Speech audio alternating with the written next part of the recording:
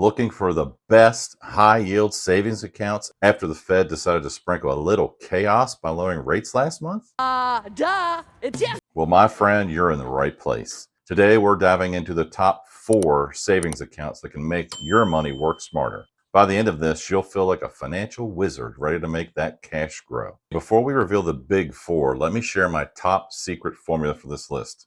It's not magic, it's logic. Requirement number 1, the interest rate needs to be at least 5%. I mean, what's the point if it's not even beating inflation, right? With the recent Fed cut, 5% is starting to feel like finding a unicorn. Rare, but it's out there. Requirement number 2, no monthly fees. Look, if you're going to take my money, at least don't charge me for it. Some banks sneak in a fee if your balance drops, and we're just not about that craziness. Requirement number 3, no required balance to earn entrance. I don't care if you have $100 or $10,000. Everyone deserves that nice interest. Requirement number 4, the account has to be available to everyone in the U.S. Some banks only allow accounts to be opened from certain states. We're only considering banks available to all in the U.S. And finally, requirement number 5, no outrageous minimum deposits. If I need to cough up more than $1,000 just to get started, we're out. We're looking for accounts that are easy to get started. Now, you might be thinking, does a higher interest rate really even matter that much? The short answer to that is a resounding yes. Let's say you have a $10,000 saved up for that dream home, and you're sticking an extra $100 a month into your account for 3 years. With the average national savings account rate of 0.58%, you'd end up with $13,806 after 3 years. Not that bad, right?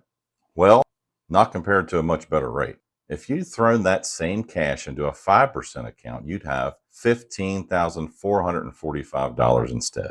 That's a difference of over $1,600. And for emphasis, if you stretch that out to 10 years, you're looking at just under $32,000 versus around $23,000. A difference of nearly $9,000. That is very significant. Okay, let's get to the good stuff. The top 4 savings accounts where you can stash your cash for maximum gains.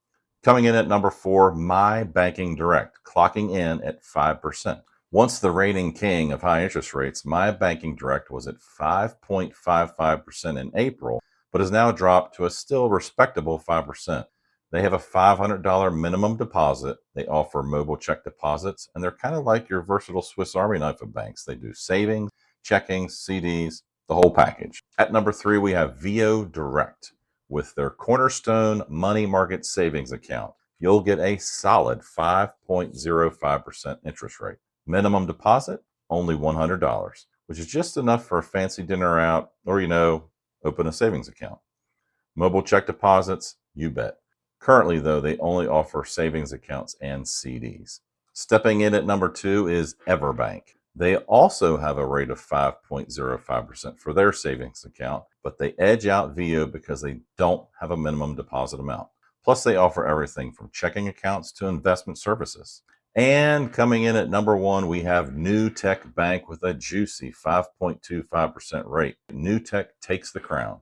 There are no frills, just savings accounts and CDs. But who cares? They're the Usain Bolt of interest rates, leaving everyone else in the dust. Before I wrap this up, there is a wild card out there named Pi Bank with a sky-high 5.5% interest rate. It might seem like the holy grail savings accounts, but there's no web interface. Yep, you can only use their app. And they've been getting some, let's say, mixed reviews. They just launched in the US in August, and while the interest rate is tempting, proceed with caution. Think of Pi Bank as that one new restaurant you're curious about, but might wait for a few more Yelp reviews before trying.